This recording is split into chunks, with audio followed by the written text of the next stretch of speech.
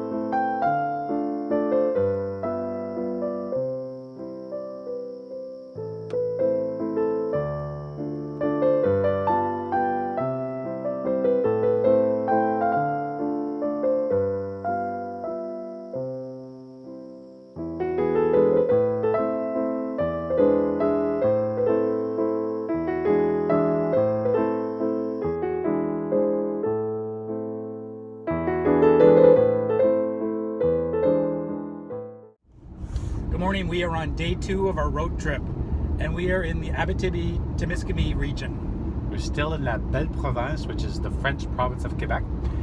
We're going to a national park called D'Aiguebelle National Park, which D'Aiguebelle means like pointy and beautiful. So I think maybe it's a beautiful point.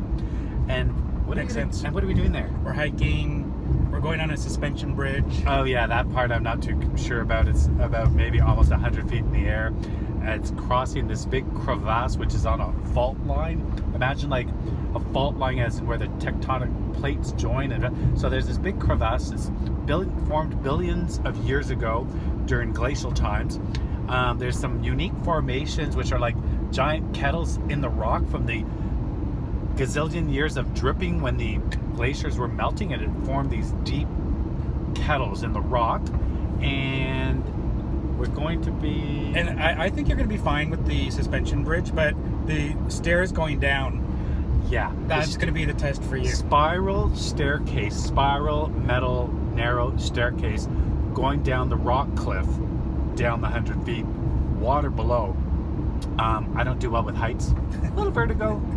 A little. I can guarantee you there's going to be a little bit of drama today.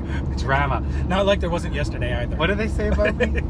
What do they usually say about me? Everywhere you go, you seem to bring drama with you. Drama follows me everywhere I go. Yeah. I don't know. Anyway, we'll keep you updated how the day goes. Have a great day. Take care.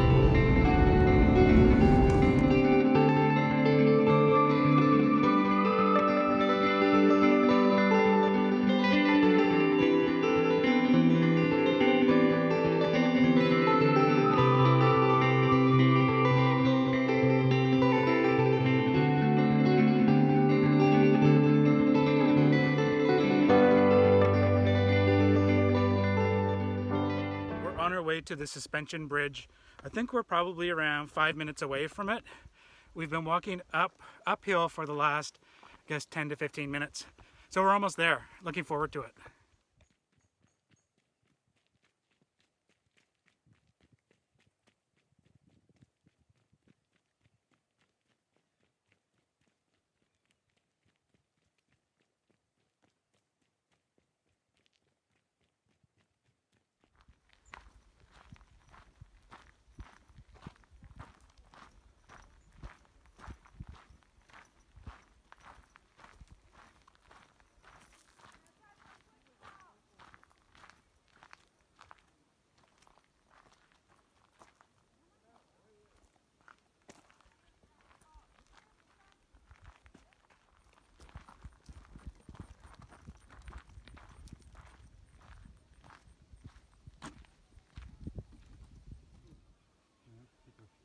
We might have to take a rest before we cross it.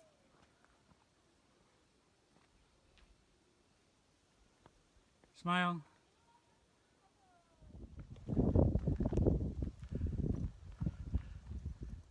We're ready to cross the suspension bridge. Are you ready, Jamie? I'm going to take a deep breath and I'm going to look straight ahead. I might take a glance down. Let's go. Okay.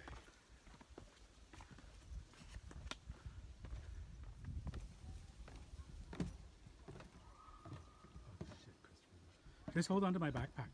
I'm going ahead and I'm going fast. Okay. I'm going to just go right past you. Okay, go ahead. Okay. Oh, for fuck's sake. I'm just Just run. Okay, go. Okay, Go for it. I gotta go. There goes Jamie. I don't know if I could do it. Yeah, hold on to my backpack. No, I just gotta go. Okay, I'm gonna go. fast. I'll just back.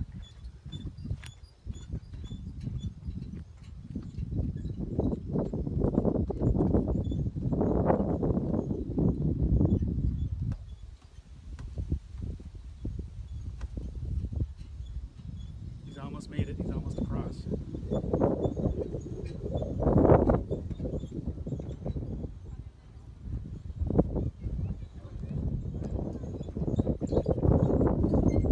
He's almost made it. You're almost there. Yay.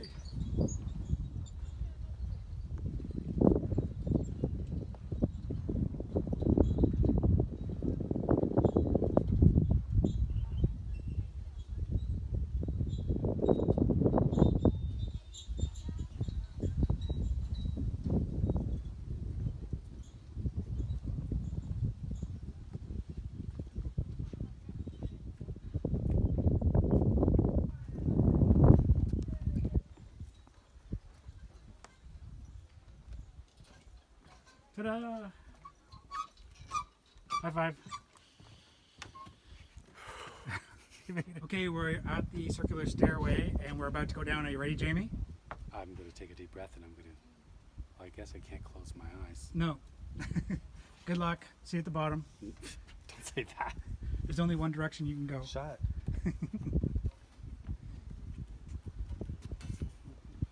This is what the circular staircase looks like.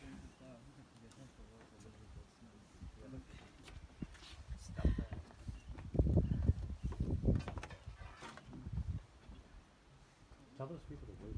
It's shaking.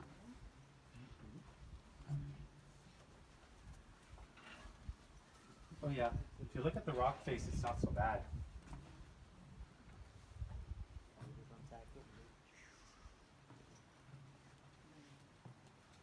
Come on, Jamie. Let's go.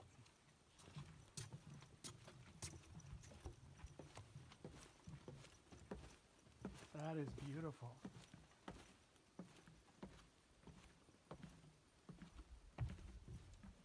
That's gorgeous.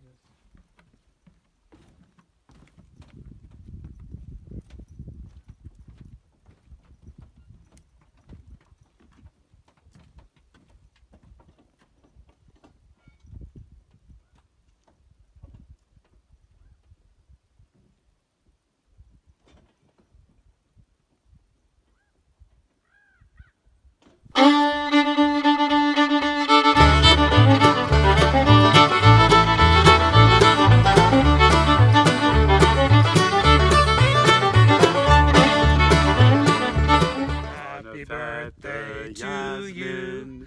Happy birthday to you.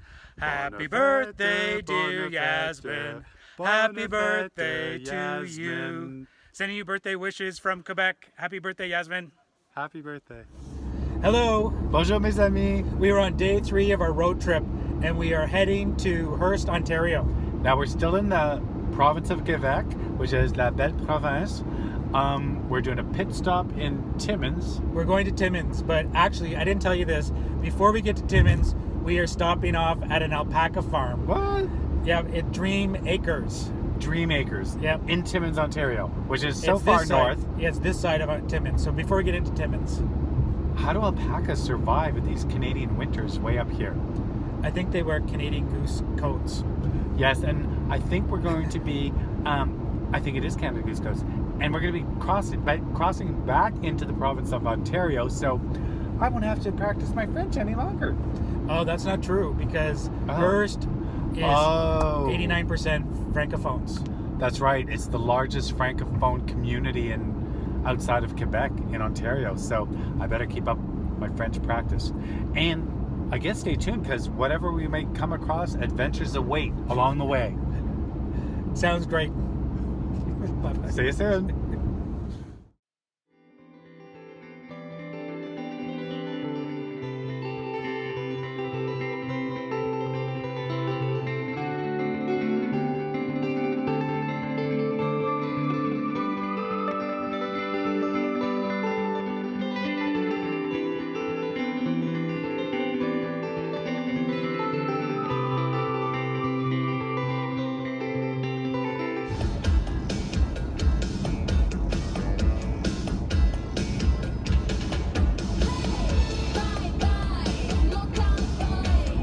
Just left Quebec and we've just entered Ontario. So, au revoir mes amis québécois. À bientôt. Bisous. Au revoir.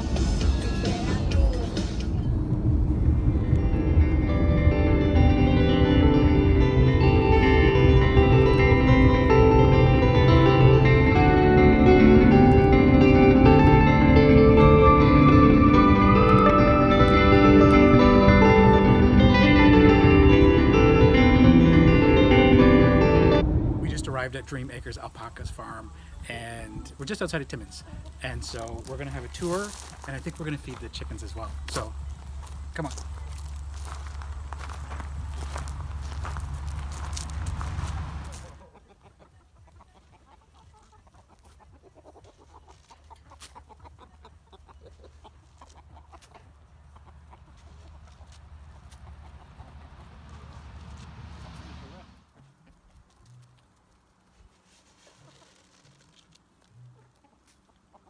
Oh, I see the eyes. If you go to the fence and tell her to give you shit, she's going to give you shit on the cheeks.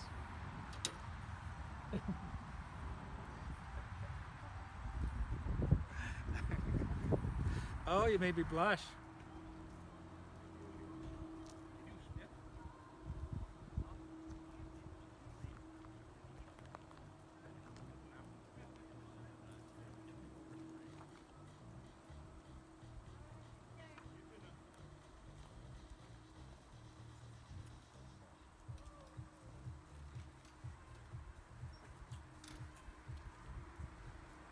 Hello, how you doing?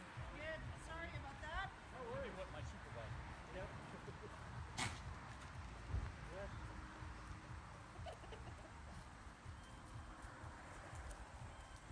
All we did a chicken call, but the chickens were pretty much already there, so maybe if we go around the hall again. A couple of goats up there, so they're more like dogs than we've got to go through this way. Okay. Oh, Mick is right here. That's Mick there. Mick. I thought he'd be up on the hill, but there he is. Relaxing. He most of his time in the barn under the fan. Oh, nice. He's black, so he gets hotter. Sure.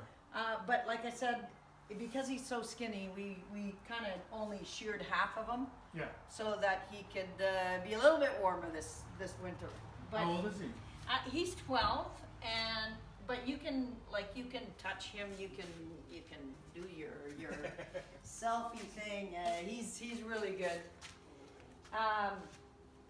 He's. You're a handsome guy. I'm not sure why he's lost most of his teeth, but so he gets a special mush in the morning and a special mush at night. And Yeah. so we're trying to fatten him up for the winter. Sure. I don't know.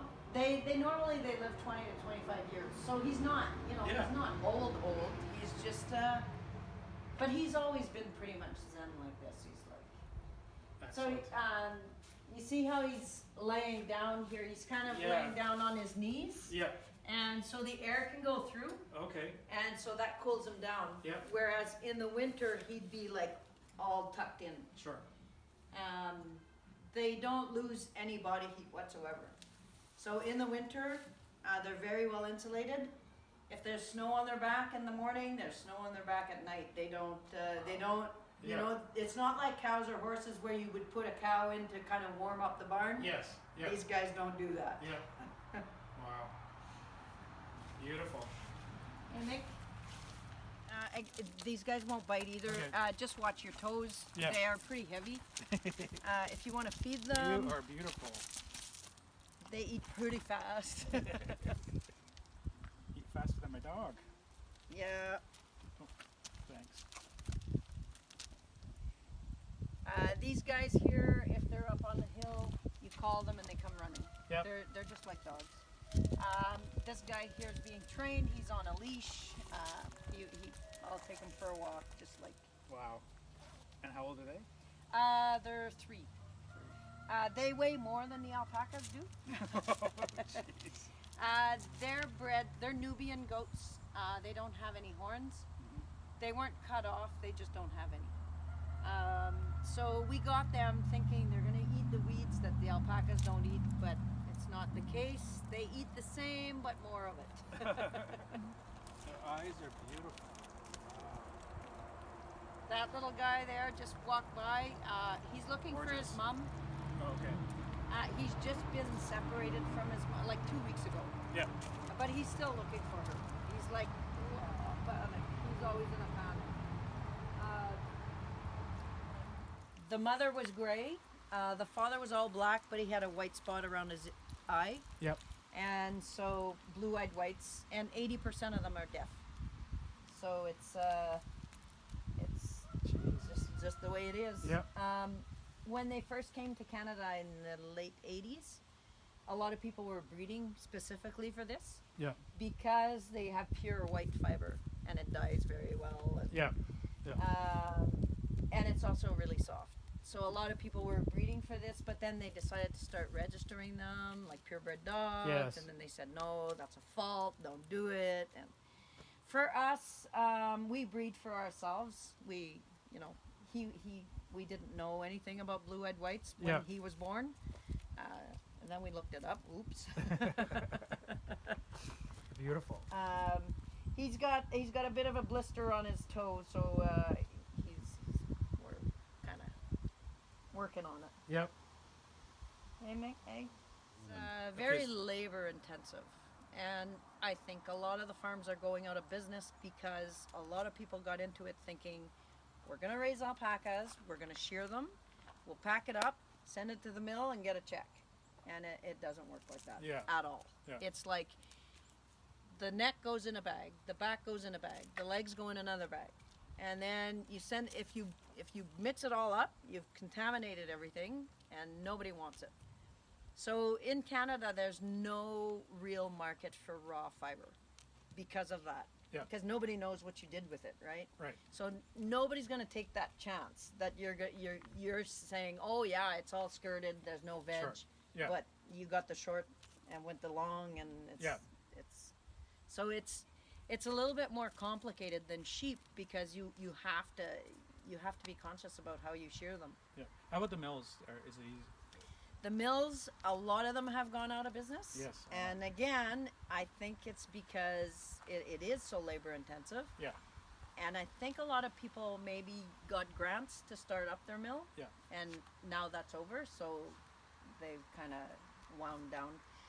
There's a mill in Sault Ste. Marie that we used to use, and they opened up maybe 8 years max ago.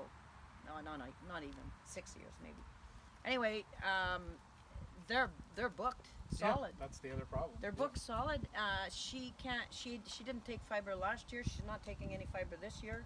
She's just playing catch Yeah, up. yeah. So this year we're going to try a mill in southern Ontario, Which one? You know? Wellington Oh yeah, Fibers. they're fantastic. Yeah. That's a great mill. Good. Yeah.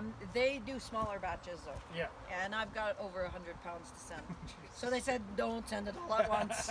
So I'm just gonna start, slowly pecking away. I'll send all the white and all Yeah. the brown. Yeah. And I'm really hoping that works out because the last batch I waited 2 years for. Oh my You can't That's crazy. work like that. Yeah, yeah. It's really tough.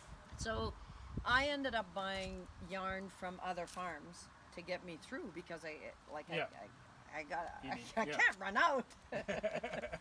So yeah, it's interesting. But I think that's one of the reasons why a lot of people are going out of business Yeah. because it's so labor intensive. A lot of people also got into it in the beginning. It was all about breeding, and you breed, you buy, you spend as much money as you can on your couple, Yeah. and you breed, and then you're gonna make your money right away on the first baby that's born. Well, that's soon went. Yes. We never got into that because our idea was always to do fiber, Yeah. and because we're so far up north, like we're not going to take these animals to a show in Toronto. Take 3 days to get Right. there. Yes. No. Yeah. So we never. All of our animals are pure. All of our animals can be registered, but we don't register them for that reason. You've It's taken like- your yarn to Toronto though, haven't you? We do, Yeah. yes. The roll. Yeah. Yeah. Yeah. Because Have you pretty seen sure. us there? I think I bought some yarn from you there. Okay. Yeah. Yeah. We got our first alpacas came from Sault Ste. Marie and North Bay. Okay. And we got males to start, just males, because we weren't even going to breed. And our thought was, okay, well, people who just want to breed, they only want females, really. Mhm. They want 2 or 3 studs and a bunch of females. Yeah. And they said the fiber on males is much nicer, la la la la. And we found that that's not really, it is true because the males don't do anything. The females are either pregnant or nursing, Yeah. so their fiber is not as nice. But if you don't breed the females, they're Yeah. just the same. That's right. Yeah. So it was a big learning curve. Like it was like, what? Because I fell in love with the alpacas. I didn't know anything about yarn or dye. No, I didn't know anything. but I saw a picture and oh, this is a good idea. Are you the furthest north? We were. Okay. We used to be. There's another one up in Hearst now. Oh, okay. Yeah. Wow. But when we first started, we were the first, most northern. Yeah. And I mean, they're fine up here. They're -20, -30 is best. -40, not so much. But nobody likes it. So we Yeah, have that's an right. understanding. Yeah. Yes. You walk into the barn and they look at you like, don't make me get up. And so it's good. But we also, like, we plow all of this. In the winter, we plow up to that fence. Okay. We take this fence down and we plow everything. If you don't plow, they won't go. They've got Yeah. no defense, so it's past their knee. Yeah. I'm not going.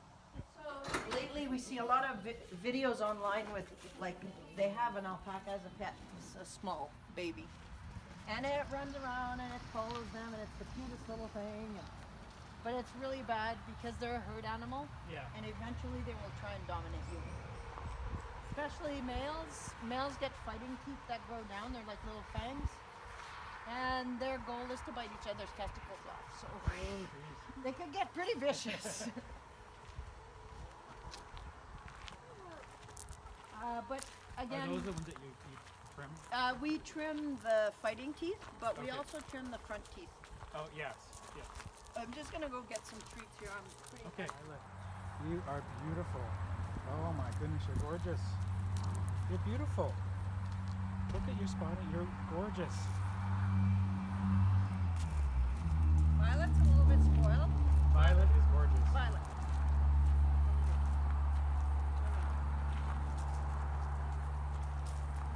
No, over here. Look. Right there. Fallon.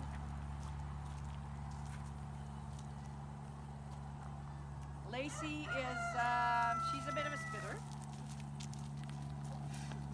Stop it, stop it, stop it. I only have a couple. Crumbs. No, Lacey. Stop it. There you It's not nice.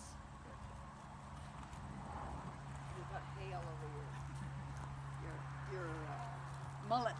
She hasn't brushed her mullet yet this morning. So, we have fun with their hairdos. Yeah. Yeah, I know. Yes. You want to kiss me? Kiss. Fallon, kiss. Kiss. She's adorable. This Yep. is Jeddah. Jeddah had a big pom-pom last year on the top of her head, but it was full, it was all matted, so we had to shave it off this year. So she looks a little bit funny. So they all get different dues. No, Lacey. No, And who's the barber? It depends. This year, because of COVID, we were very, very small group. Yeah. So I kind of did it. But last year we had a volunteer and she brought her brush, comb. She was doing comb overs and mohawks, and it was a lot of fun. Yeah. Last year, Fallon got a mullet, but she's 15, so her fiber doesn't grow as fast. Yeah. So this year we just left it on. Sure. Just Beautiful. probably next year she'll probably have the same mullet. Yep. They love to roll in sand. It's good for their skin. It's good for their for mites. Yep. Penelope is her father was brown. Her mother's all black. So you never know what you're gonna get. never know what There's you're gonna there's 22 natural colors, Yep. and it doesn't matter. Like, you never know what you're gonna get. No, but that's beautiful. This is Phoebe. Her mother was all brown.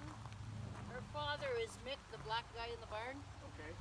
and she's all white, but she's got a poof of brown on her tail. Oh yes, yes. Her fiber is like silk. Like if you can touch her, she's really. Oh my she's gosh. like, oh my god. Wow. Yeah. Now her grandmother was all white. Maybe that's where it comes from, but it's really weird. The coloring is like, you never know. It's That tail is great. yeah. Phoebe. She's only 14 months old, so she's not really. She's a little bit skittish. Okay, I'll give you some.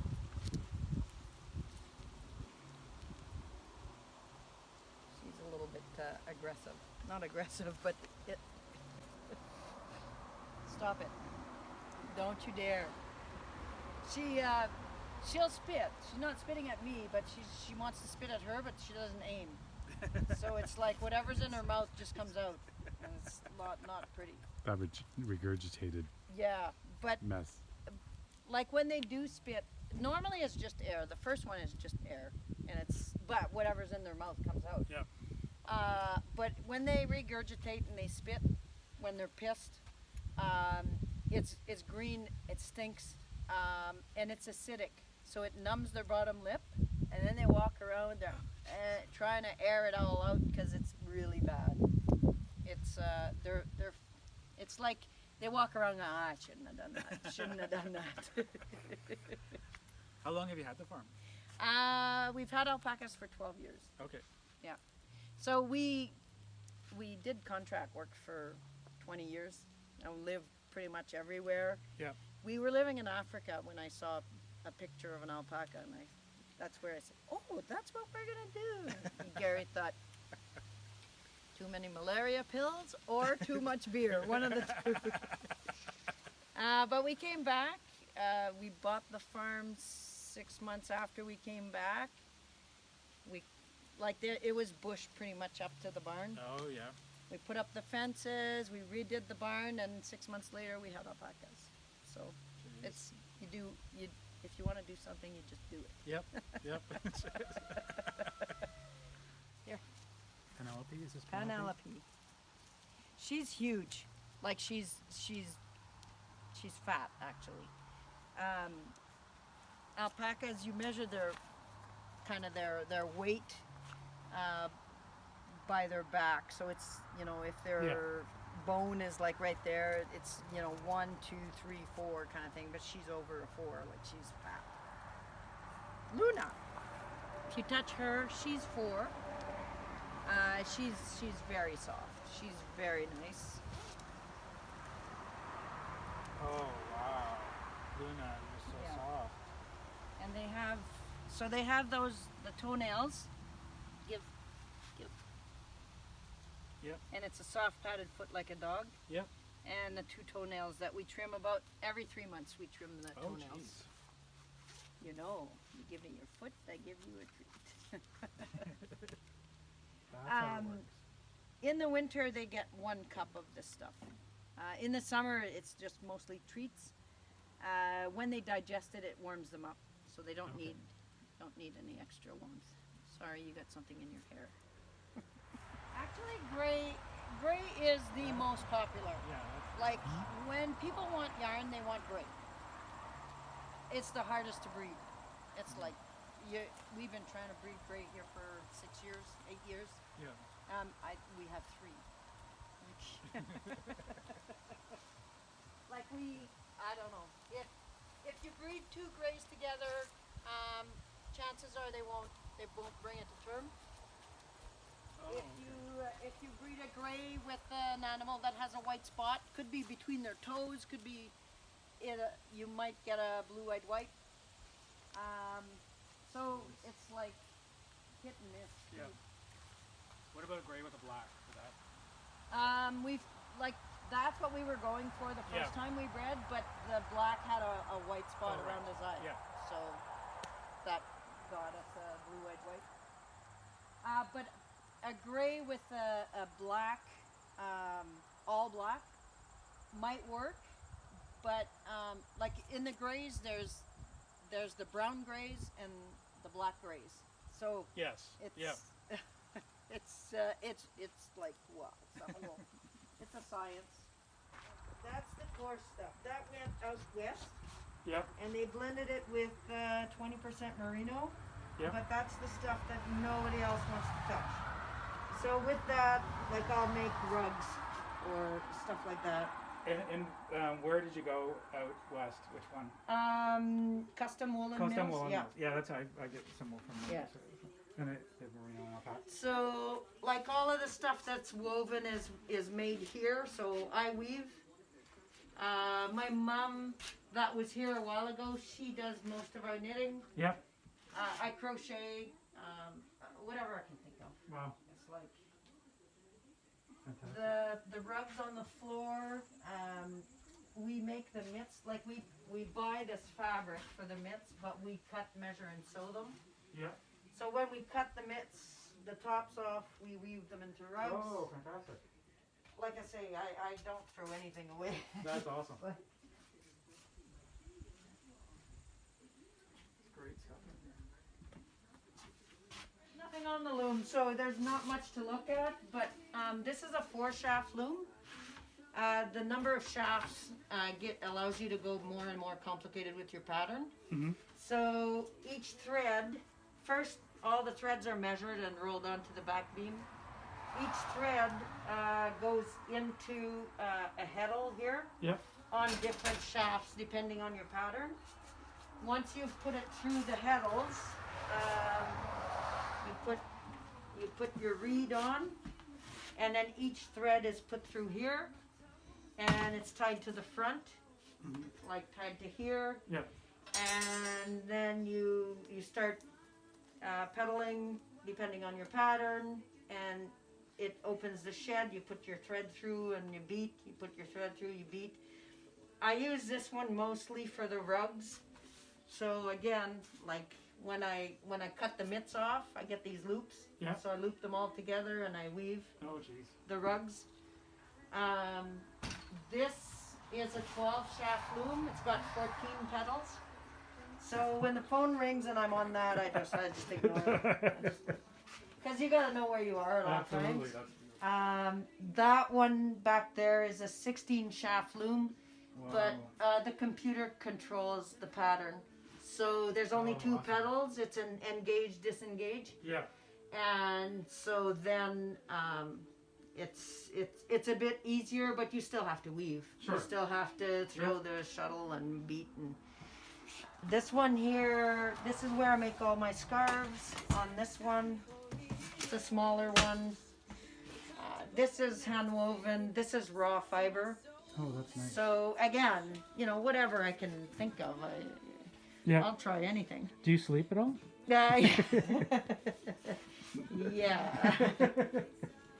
And then I want to say, Tell us again how you started weaving. How was that story? You said how you started weaving because you got your alpacas and then like. We got the alpacas, and then we had to figure out what to do with all this fiber. And so Gary said, "Well, you're gonna have to do something, or else we're gonna eat them."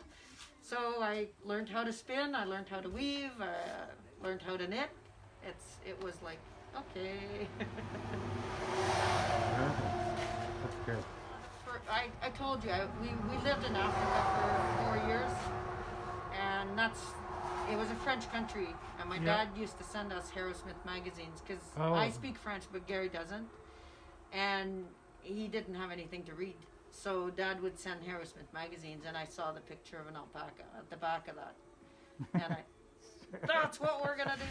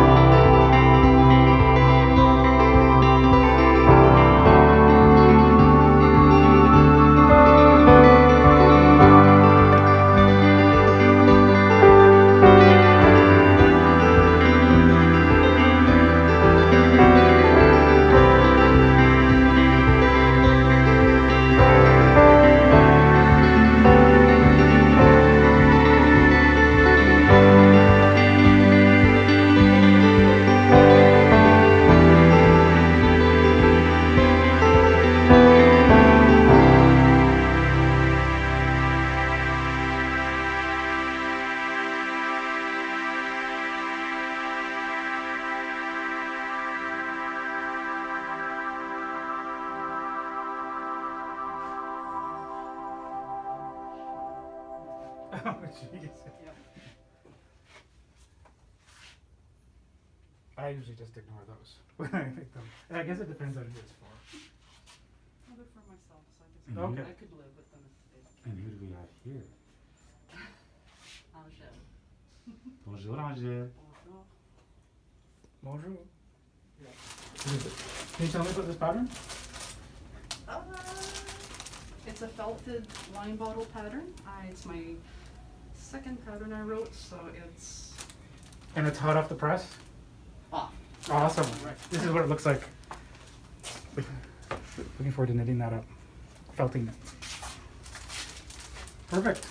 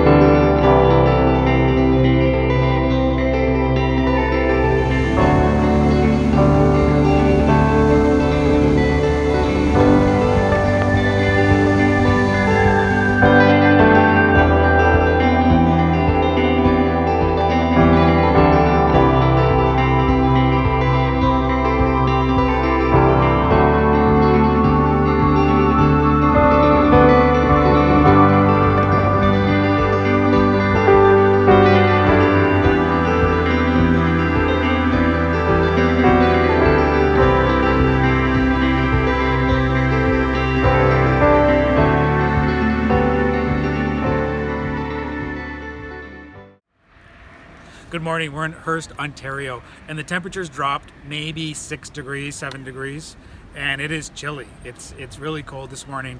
But I'm standing in front of a log mountain, and I just wanted to point that out.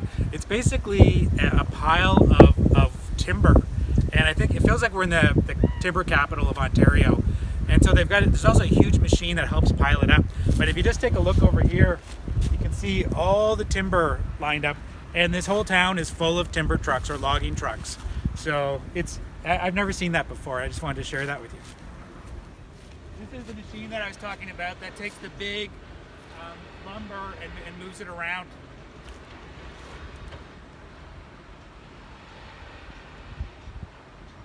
It's a huge machine. And in the middle of it is a car, and there's somebody that sits in the car and helps lever up and down the device that picks up the timber.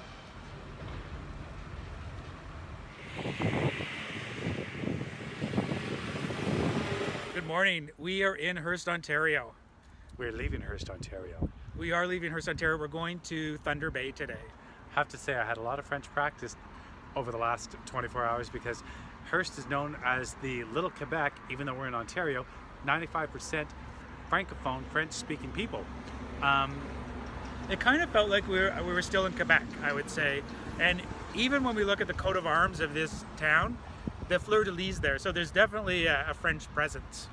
So now we're on our way to Nipigon and with a destination of Thunder Bay, Ontario. Not sure what we're going to see along the way, but I don't think there's going to be a whole lot of anything, is there? There's going to be a lot of trees and maybe some moose. So if we're lucky, we'll catch a moose on the way, but not on the hood of our car. No, there's a moose right there. We Well, did it's see true. this. Yeah, that's. Okay, a real moose. Anyway, we're looking forward to the trip, and we'll talk to you soon. Take care. Bye bye.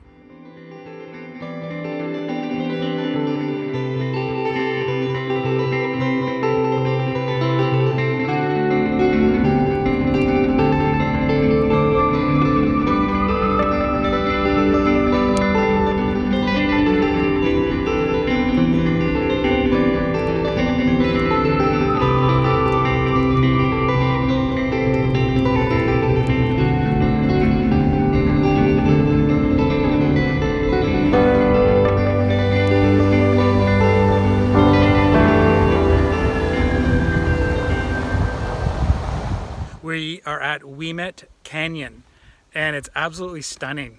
It's really amazing. I'm trying to get Jamie to come out here and look at it. Are you gonna come out, Jamie? What do you think? I see it. It's over there. It's behind me, about 4 feet away. It's pretty impressive, and I think that's Lake Superior. That's in the distance, right there. Amazing. It is.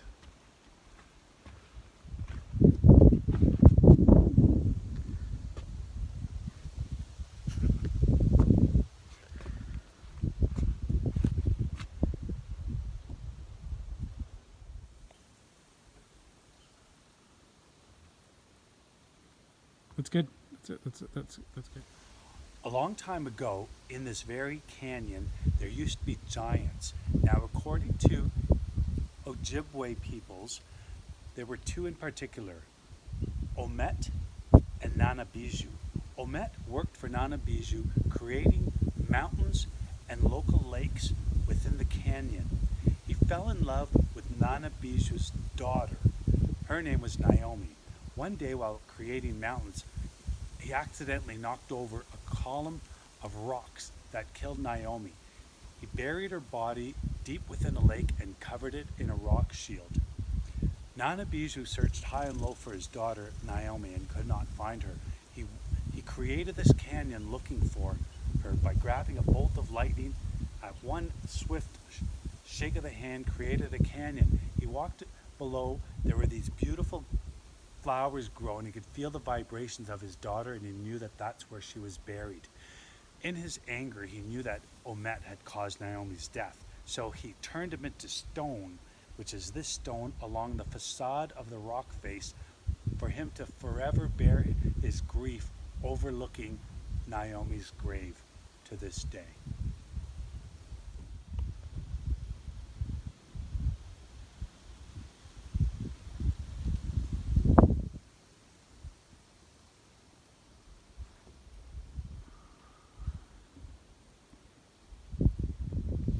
One of the amazing things about the Ouimet Canyon is the vegetation here. When you look at the top of the canyon, that's the boreal forest. When you go down 100 meters, you'll find the same fauna as in the subarctic. So that's pretty amazing. There's nowhere else that you'd be able to see that. If you wanted to see the same fauna as at the foot of the Ouimet Canyon, you'd have to travel 1,000 kilometers north to the Hudson Bay area to see the same fauna. It's pretty amazing.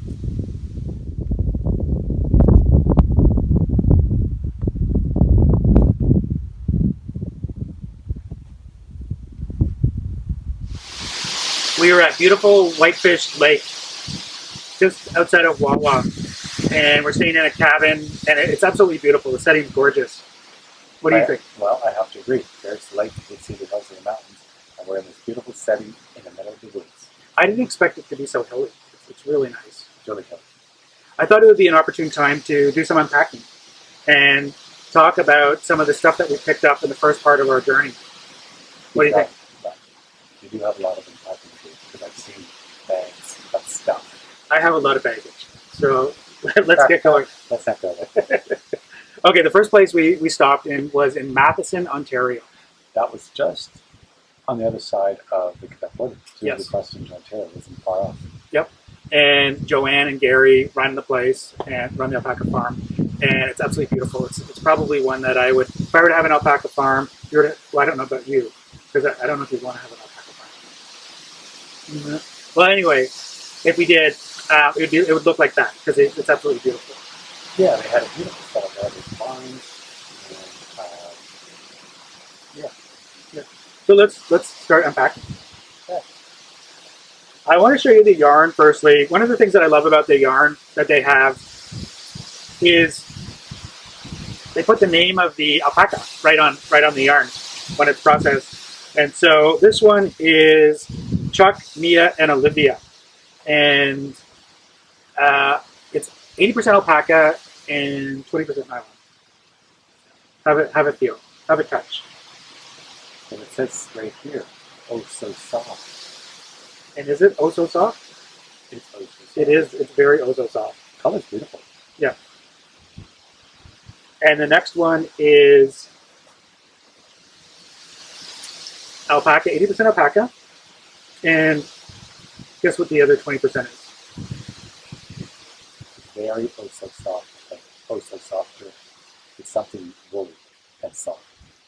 Something woolly. Yes, well, you got that part right. It is merino. And it is very, very soft. And the contributors to this was Fallon, Violet, Penelope, and Lacey. Oh, I remember Penelope. Penelope was my favorite because she was beautiful and spotty. I think my favorite was Fallon, but there were so many that were so nice. If we had room in the trunk of the vehicle, I would have Fallon. tried to put one in. Fallon. I think she was a dynasty thing. Because that's the last time I heard that name. Not to age myself, I was but a child. I don't even think I was born then, was I? Nobody knows dynasty. And the other thing that was unexpected of this trip to the alpaca farm was weaving. I didn't expect us to see so much weaving there, and we actually managed to pick something up. Jamie had his eye on something, and so I did. here you can talk about this. Well, I don't know what to say. Other than it's beautiful. Christopher surprised me after the fact because I just said, wow, that's really nice. Because the blue caught my eye because the blue is my favorite color, and then the grays, and it has this pattern, these squares upon squares upon squares, very detailed, and it's very soft, and it's absolutely stunning. And it'll make my eyes pop this winter. See, I see the product, and it's all about my upcoming fall wardrobe. Yeah. Sure. Well, I do think though that the blue, you look great in blue, so it will look really nice on you. I could probably wear it now. Probably. It has dropped. Yeah. Just There you go. like, Oh my gosh! Look at the lighting on the camera even adjusted because of your eyes. They just made it color pop like that. Beautiful. So if you're in the Matheson area, it's near Timmins, Ontario. Check out the alpaca farm. It's absolutely beautiful. It's Dream Acres. Dream Acres, and you can remember that because it sounds like Green Acres. For those of you old enough to remember Green Only Acres, it's a dream. it is a dream. It's very dreamy. So thank you, Joanne and Gary, for showing us around, and it was fabulous. We had a great time. Then the next stop we made was just a short distance from Matheson, and that was in Timmins. Timmins is the home of Shania Twain, and probably a couple other things. Shania Twain, yes. We didn't see her there though. We didn't see her there. She wasn't there. But there was a museum, the Shania Twain Museum. Was is the key word. I think it was open for 3 years. It opened and closed within 3 years. Well, what's interesting is the whole thing about Timmins when they discovered gold, and it was a huge gold rush in Timmins, and the reference is Shania Gold, musically inclined gold. Yeah. But ultimately, the museum and it's there was, what did you say? A window of opportunity. A window of opportunity of 3 years. You had to be there from the time it opened to time it closed. So. And there it was, gone. The Shania Twain Museum, gone. And why is that? Because a mining company bought out that land, and now it's back to gold, real solid gold. Yep. Anyway, we managed to find a yarn shop. still in existence. The Northern Purl, and we actually picked up some things. But Angel is the owner, and she greeted us. She was super nice, really nice. Showed us around, the yarn shop, talked about some of the yarn that they had, and she also is a dyer as well. And we also met her sister Lynn, Yes. but she was working from home. Oh, that, You're not supposed to say that. She was rather shy. She was off camera. Well, she was shy, and you opened the door and brought the camera in, and well, she was on. There You she surprised was. her. There she was, busted. Okay, the yarn. Let's start with the Northern Purl hand-dyed yarns, fibers. This is Angèle dyed this. So this is her brand, and she did a great job. The colors are really, really nice. Is this like a gift? What is this? Yeah, so it's a kit of minis. Oh, yeah. So you do all kinds of great things with them. You can make socks with it. There's all kinds of great things. But I like the colors, and I like they complement one another quite nicely. Yeah, the blues and browns and cream, beige, grays. Yeah, that's wonderful. The humming behind us is a boat. There's a boat going by. I thought it was a plane at first. Never know. You never know. And then I thought this was really interesting. It's a silk merino scarf, and it's for felting. And we're not huge felters, but you'll see along the way on this trip, we've accumulated a lot of felting projects.